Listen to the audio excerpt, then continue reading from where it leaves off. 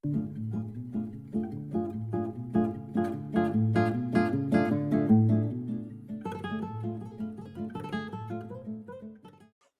time for a special Father's Day edition of 5 Minutes with Sean, maybe 10. Also, my birthday week. Not a father, as most of you know. Not a. I'm a pup and a kitty father, yes, but I'm not a child father.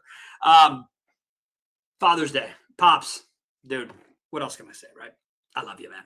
I mean, you and me have been fast friends for a long time. My passion for sports, my passion for work, my passion for life, man. You are a big part of it, and I really appreciate it. I love you, and every time we hang out, we go to baseball games, we do what we do. I've been doing it forever. It's great, man. I love making memories with you, and thank you so much for everything you did to drive me as a kid, everything you did to push me to get more out of myself, and for always reminding me that as long as I can look myself in the mirror and say to myself that I did a good job and I truly believe it, then that's all that should matter in this world, right? And so, pops, I love you, man. Thanks a lot. But with Father's Day on the mind, I want to talk about something that it's interesting because, for me, fathering is sort of mentorship. And a mentor is something that I am by accident. I don't go looking for these things. I'm not that kind of person. But they find me, and I kind of love it, right? I kind of love it. But there are certain times where it shows up in me as to why I know that I wasn't meant to be parent material. And it's just in how I approach things or what I get in feedback from them. But also relating this back to my dad. My dad rode the shit out of me when it came to sports. My dad made it to a certain level in baseball, and he wanted me to go above that. And he rode the shit out of me. I mean, to a point where after games, parents would come up to me and apologize. But it made me a really solid baseball player. I won't say great because I didn't make it far, but it made me a really solid baseball player that had opportunity, injuries, whatever else came along. But the greater point is that he drove me. And in the moment, yeah, it sucked. All right. You guys see today's baseball where there's video cameras and kind of in-game feedback. I was getting in-pitch feedback from the dude behind there. And I was telling the story to someone else, a parent as well. And they were like, oh my gosh, that seems like a totally negative upbringing. And I was like, no, it was driven. And I'm sure from the outside, it looked maybe not all that great to people, but that's our language. That's how we get things accomplished together, me and my dad. And so it got me thinking that in my mentorship world, where it's not people don't sign up to have Sean be their mentor, right? It happens by referrals and people and friends asking for help, whatever. But when I do that and I give advice, and people do almost the exact fucking opposite, it drives me a wall. And I talk about this all the time. I feel that the fingertips get hot, and that means I'm getting frustrated. And sometimes you just have to know who you are. I think to be able to get more accomplished. I knew very early on in my life that I was not dad material for various reasons. I'm super selfish, and I'm just not a fan of kids. But I knew that about myself, and so I would have these relationships with women and kind of touch on that, and it would be sort of a non-starter for most. And I started develop that as I was getting older. And when I met my now wife 23 years ago, whatever, she was like, hey, this is my situation on kids. And I'm like, whoa, that kind of aligns with my situation on kids. And here we are all these years later. And it's not what I'm trying to get at is that I knew it really early. And so I didn't deviate. I didn't let other things sort of enter in to sort of make me position from that. And now here I am in my mid 40s. I had a recent situation where a cousin of ours had us out to invited us to their kids' baseball tournament that was like halfway between all of our houses. They live in Chicago. We live in, central Wisconsin. And so, yeah, I was like, all right, cool. Let's go down. I was like, girls softball, like 14-year-old girls softball.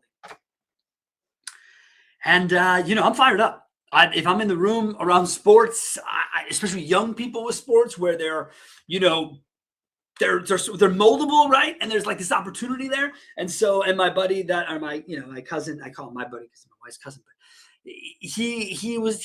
he's a good, competitive spirit. And I'm crazy competitive. And so we're sitting there watching this game. And I'm like, my fingertips are getting hot again. I'm getting so fired up because the coaching's pathetic.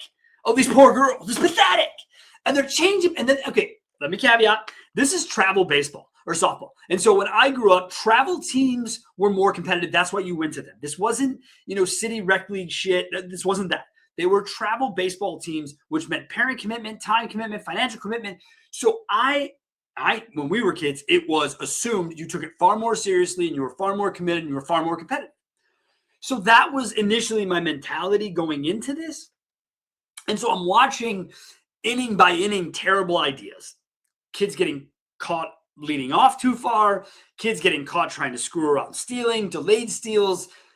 Changing a position every inning, everyone rotating around. Dude, the list goes on and on about shit that was firing me up. And it was one more kind of nail in the coffin where I realized that I have made the right decisions in life, that I don't belong being a parent because I was losing my fucking mind over a 13-year-old girls softball game on how things were happening. And so the dad in the situation, I said, dude, how are you how are you sitting here? And he's like, dude, look, first of all, inside I'm the same way. Second of all, I try not to get in the middle of all the parent politics. And again, that's another thing. I got no use for fucking politics. Parents are not, if your kid sucks for on travel softball team. That's just how it goes. And that's, again, there's a non-parent speaking, and I get all that. And that's part of why I know who I am. But he's like, dude, I asked my daughter, a couple months ago, when it comes to softball, what are we trying to do? We're trying to have fun. We want to get into high school. We're trying to play beyond that. What are we trying to do? She said, I'm trying to have fun. Leave me alone. What a great conversation to have with a child, man. And the child will tell you that, and you respect it. And he does. He's awesome. He really is. He totally gets it in that way, in a way that I could never process. I'm 45 years old. Well, yeah, later this week, 45 years old. And I look at things and I think to myself, good call, Sean. Way to make sure you make the right decisions in life. And that only happens, we're going to bring it all the way back around. That only happens because my father raised me to trust myself and my decisions and my gut. And that's what I do every single day. And what I stress to people is to trust your gut. And if you're going to consult with other people, if they align with your gut, try not to go against both parties. Try to go against both parties, because that's just not going to be helpful to you. But when it comes to being a mentor or a mentee, especially in the car business, we need all of it we can get. We need to be helping each other at every single turn when people enter into this industry, because this industry has a bad habit of chewing you up and spitting you out if you do not.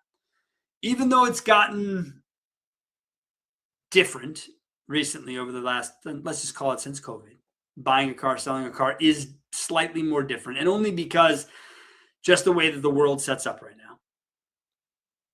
There is a part of me that when someone new enters the industry, I want to say, my God, what are you thinking? But the bigger side of me that always comes through is welcome and thank you for coming. So, car business, I love you. Pops, I love you. And yeah, it's birthday week. So if you don't get a hold of me, it's probably because I'm doing something fun. That's why. But thank you guys so much for joining the special Father's Day edition, talking about my dad, why I am not a dad, and how mentors are kind of like dads. Thanks a lot. Have yourselves a great week. We'll talk to you next week.